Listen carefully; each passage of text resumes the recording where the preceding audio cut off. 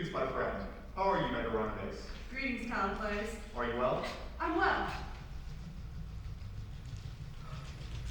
Hey, Maxie! Where are you? I'm looking everywhere for you. Good boy.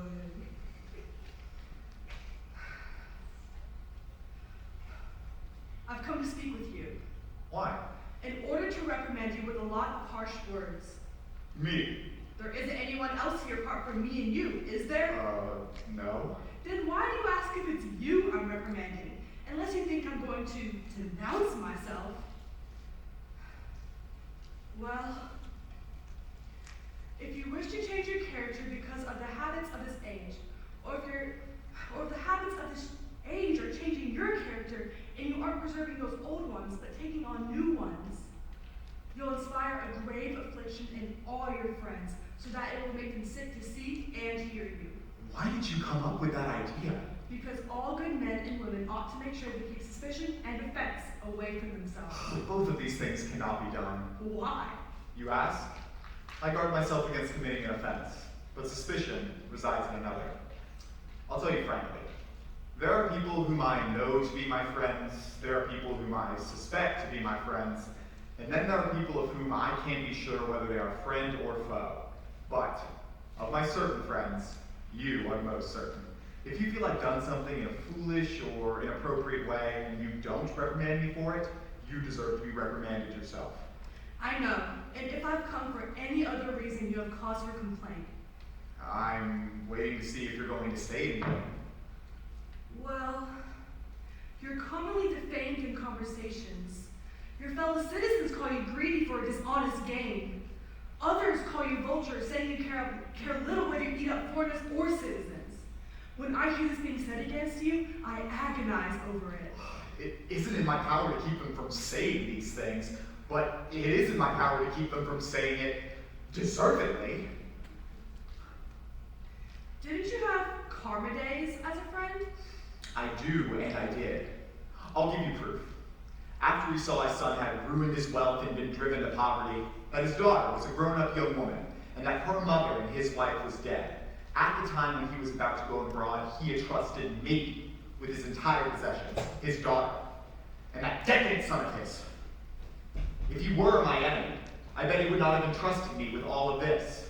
Well then, why not change the young man back to responsible behavior? This would have been far more appropriate for you to take care of, to see if you can make him more decent, not just succumb to the same notoriety yourself and mix his depravity with yours. What have I done? The doings of a crook. Your words don't describe me. Didn't you buy this house for the young man?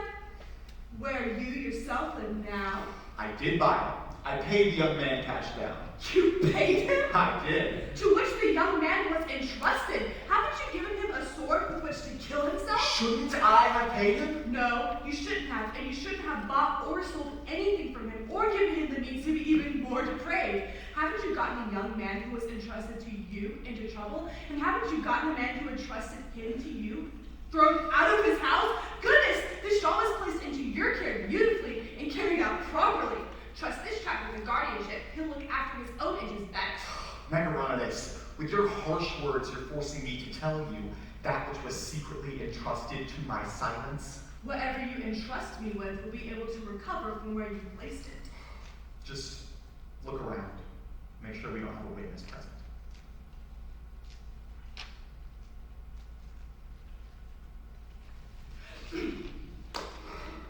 I'm listening. If you're quiet, I'll speak.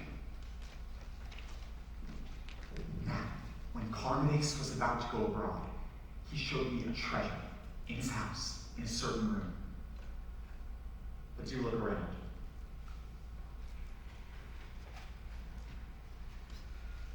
There's no one here. When we were alone, he told me by our friendship and good faith that I shouldn't reveal this to his son, or to anyone who might tell him.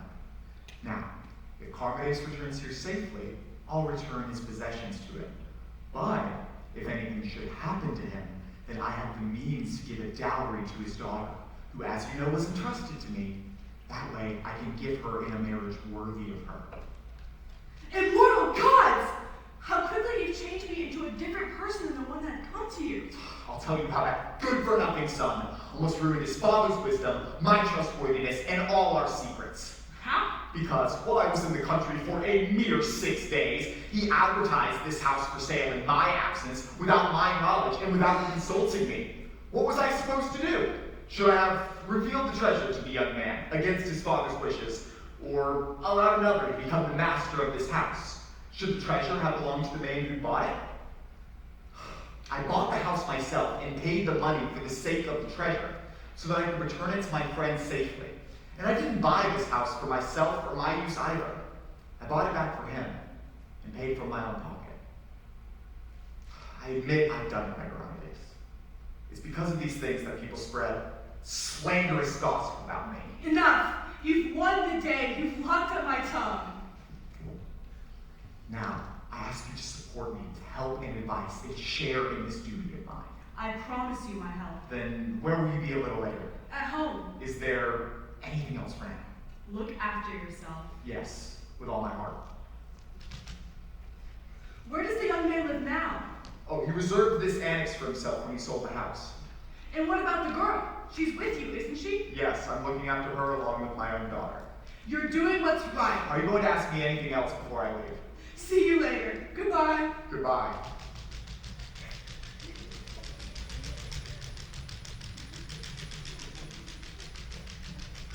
Our city folk said that Callicles was unworthy of this community since he cheated this young man out of his possessions. Moved by the words of those gossips, I rushed here without investigation in order to recommend an innocent friend. But if these claims were examined down to their very roots, I bet there'd be few people who know what they don't know, and that they keep their foolish talk more to themselves. Good boy. You want to go home?